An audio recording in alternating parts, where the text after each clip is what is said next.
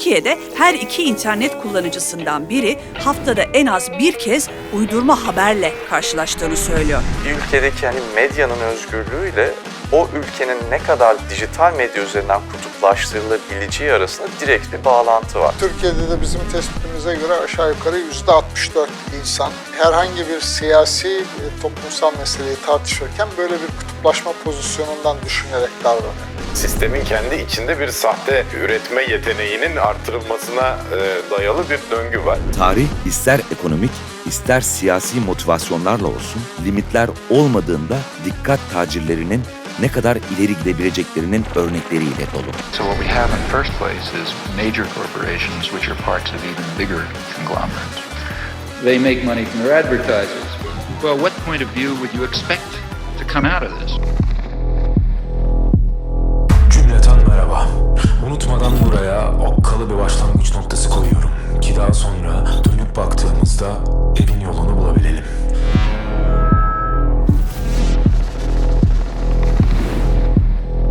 It's all true. It's all real. Nothing here is fake. Nothing you see on this show is fake. It's merely controlled. Bir yerlerden tanıdık geldi değil mi? Hayatı deneyimlemenin yerini temsiller üzerinden yaşamaya bıraktığı, gerçeklik olarak sunulan görüntülerin ilişkilerimize aracılık ettiği bir dönemde yaşadığımızdan olabilir. Fransız düşünür, yazar ve sinemacı Guy Debord, Gösteri Toplumu kitabını yazdığında yıl 1967 idi. Guy Debord, modern üretim koşullarının hakim olduğu toplumlarda gerçek dünyanın basit imajlara dönüştüğünü, hakikatin yerini alan görünümlerin hayatın her alanını kontrol ettiğini söylüyordu. Elimde yalanlarla dolu bir dumese ki içiyordum. Cebimde kalanlarla dünyayı satın almış gibi coştum. Henüz ortada ne Instagram hikayeleri, ne Facebook grupları, ne de tweet zincirleri vardı. Aradan geçen 50 yılı aşkın sürede sahte haberler, komplo teorileri, manipülasyonlar, propaganda ve dezenformasyon içlerine hapsolduğumuz fanusların etrafını ören çeperleri kalınlaştırdı. Bir kere komplo teorileri genellikle duygusal bir mecrada hareket ediyor. Dolayısıyla beynimizin duygusal bir noktasına giden bir tarafı var. Ve komplo teorisyenleri dediğimiz grupta ki bunlardan daha çok popüler olan, çok satan kitapları yazan, ana akım televizyon kanallarına çıkan insanları kastediyoruz. Bu insanlar da aslında bunun farkında ve bir nevi sizi bir fanusa hapsediyorlar. Kendileri bir dünya, bir fanus yaratıyor. Sizin dünyanızı onlar kuruyor ve bütün bilgi kanallarını tek bir kanaldan size akıtmaya başlıyorlar. Sadece bizimle aynı dünya görüşünü paylaşan, bizim gibi giyinip bizim gibi yaşayanları içeri aldığımız, kendi sesimizin yankılanıp durduğu fanuslar. İşte kendileri gibi o düşündüklerini ya da görüş bildirdiklerini bildikleri televizyonları izliyorlar. Bu tip gazeteleri alıyorlar. Sosyal medyada bu tarz insanları takip ediyorlar ya da kendi görüşlerine yakın görüşlerde insanlarla iletişime geçiyorlar. Kendi sesleri yankılanıyor aslında bu ortamlarda. Yani kendilerinden farklı görüşlere maruz kalmıyorlar ya da kendi görüşlerini kendilerinden farklı düşünen insanlara aktarma ya da paylaşma gibi bir imkanları olmuyor. Çünkü bu mecralar kullanılmıyor. Peki dışarıdakiler? Yaşam tarzımızı tehdit eden, mahallemizin huzurunu bozan, işlerimizi elimizden alan ötekiler. Karşı veya hasım saydığımız grupların kabahatlerini zihnimizde büyütüyoruz. Kendi kabahatlerimizi ise minimize ediyoruz. Bizden olmayan gruba karşı kendi içimizde beklettiğimiz bir takım düşmanca duyguları kolayca yansıtabiliyoruz. Böylece şunu demiş oluyoruz, kötü olan ben değilim o. Dolayısıyla benim onun hakkında düşünmüş olduğum olumsuz düşünceler bir haklılığa yaslanıyor. Ben haklı taraftayım, meşru taraftayım. Onlar ise gayrimeşru ve düşmanca olan taraftalar. Okuduğumuz gazeteler, izlediğimiz kanallar, oy verdiğimiz partinin liderleri, takip ettiğimiz hesaplar dışarıda kötücül, korkulu bir dünya olduğunu tekrarlayıp duruyorlar. Sadece kendi fanuslarımızda güvende olduğumuzu. Listen to me, Truman. There's no more truth out there than there is in the world I created for you. Same lies, the same deceit. But in my world, you have nothing to fear. Peki bunu neden yapıyorlar? Dışarıdaki dünyayı görmemizi neden istemiyorlar? Çünkü biz fanuslarımıza çekilip dışarıdakilere düşmanlaştıkça kazanan onlar oluyor. Yani evet, toplumda belli bölünmüşlükler var mı? Var. Belli değer temelli, dinsel temelli, kültürel temelli, etnik temelli, fay hatları, ayrışmışlıklar var mı? Bütün bunlar var.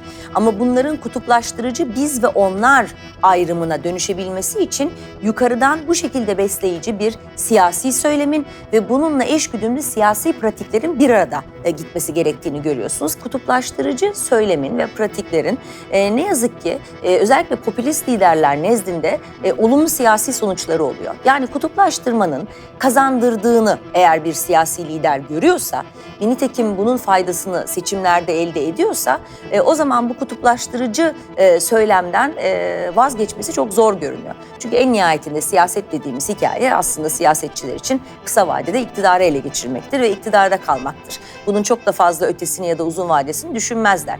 Onlar düşünmese de araştırmacılar kutuplaşmanın uzun vadede toplumda yol açtığı yıkıcı sonuçları tüm çıplaklığıyla ortaya koyuyor.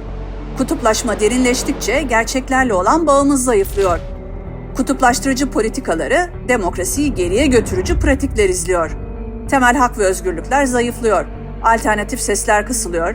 Denge ve denetleme işlevi gören kurumlar bağımsızlıklarını yitiriyor. Birbirimize olan güvenimizi yitirdiğimiz gibi kurumlara olan inancımızı da kaybediyoruz.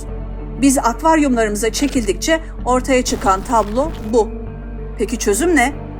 Dayatılmış temsilleri reddedip ötekine ilişkin ön yargılarımızdan sıyrılarak başlayabiliriz işe. Bizin halkasının genişlemesi lazım. Bu da empati halkamızı genişletmekle olur. Empati halkasını nasıl genişleteceğiz? Bizden saymadıklarımızı da dinleyerek, onlarla oturup konuşarak, onlarla hemdert olarak, onların da insan olarak ne gibi dertlerin olduğunu keşfederek. Toplumsal teması artırdığımız her noktada ön yargılar kırılacaktır. Bir söz var, ıstırabını, derdini dinlediğiniz hiç kimse size ebediyen düşman olarak kalamaz denir. Bir ikinci hususta kendimizi daima sorgulama ihtiyacı. Kendi tarafımızdan ve kendi düşüncelerimizden daima şüphede olmayı gerektiren, hakikat benim ve hakikat bende konuşur anlayışını sorgulayan mutlakçı düşünceden uzak durabilmek. Onun da düşüncelerinin doğru olabileceğini, benim düşüncelerimin de bir revizyona ihtiyaç duyabileceğini peşinen kabullenebilmem gerekir. Böyle bir buluşma insanı zenginleştirecek bir buluşmadır. Gruplar arası çatışmalara yol açan dinamikleri araştıran sosyal psikolojinin öncülerinden Muzaffer Şerif ve beraberinde çalışan bilim insanları 1954 yazında Amerika Birleşik Devletleri'nin Oklahoma eyaletinde bir deney gerçekleştirdi. Yaşları 11-12 arasında değişen çocuklar iki grup olarak bir çeşit yaz kampına alındı. Ancak başlangıçta gruplar birbirlerinin varlığından habersizdi. Kendi grupları içinde kaynaşıp belli normlar geliştirdikten sonra diğer gruptan haberdar oldular. Biri kendine kartallar, diğeri ise çıngıraklı yılanlar ismini verdi. Araştırmacılar bir süre sonra gruplar arasında ödüllü yarışmalar düzenlemeye başladı. İki grup arasında gerginliklerin baş göstermesi hiç de uzun sürmedi. Sözlü sataşmalar rakip grubun bayrağını yakmaya, odalarını basıp dağıtmaya kadar gitti. Bu deneyin sonuçlarından hareketle gerçekçi çatışma teorisi ortaya çıktı.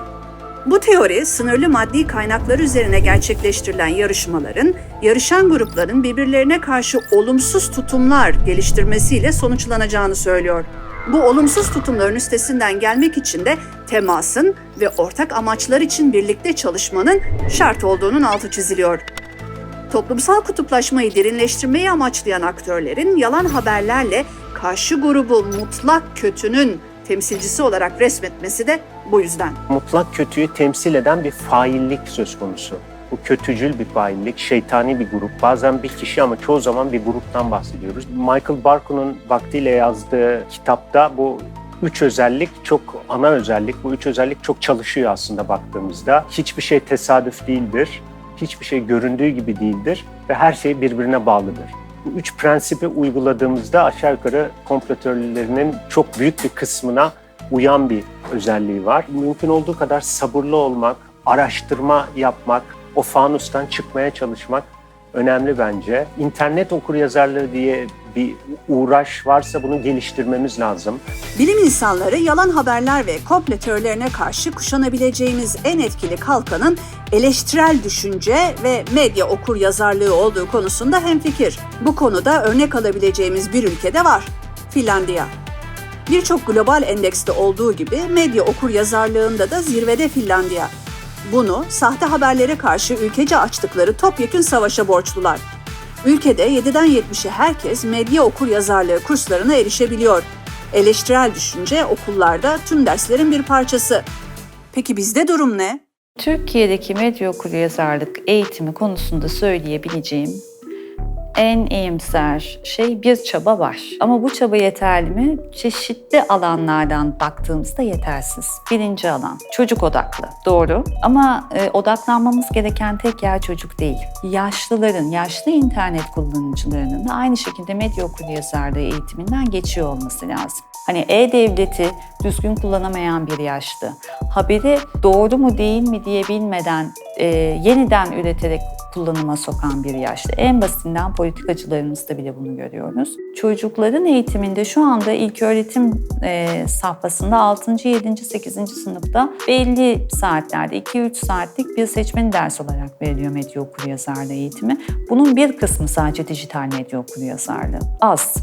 Çok az. Verilen dersin az olmasının ötesinde diğer derslerle entegre edilmediğini görüyoruz. Özel okullarla devlet okulları arasında ciddi uygulama farklılıkları olduğunu görüyoruz. Bence bu da bir sıkıntı. Dijital uçurumu besleyen bir sıkıntı. En önemlisi de bu çocuklar aslında internetle tanıştıkları yaştan itibaren içerik üretirken ve tüketirken dikkat etmeleri gereken şeyleri biliyor konumda olmaları lazım. Bu yaşlar ne? Türkiye'de 3 ila 6 yaş arası. Peki bu doğrulama kodlarına ya da etik kodlara ne zaman ulaşabiliyorlar ders olarak ve dersin sadece bir modülünde dijital okuryazarlık adı altında 6, 7, 8. sınıflarda. Arada devlet tarafından verilen, eğitim sistemi tarafından verilen çocuklara bir eğitimden bahsetmek mümkün değil. Bu da çok ciddi bir açık.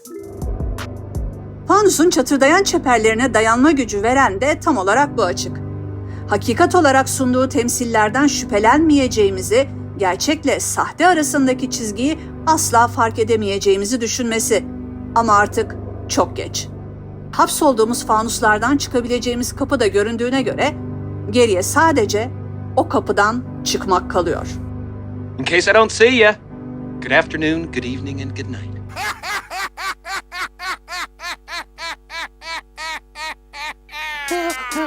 Shh, shh.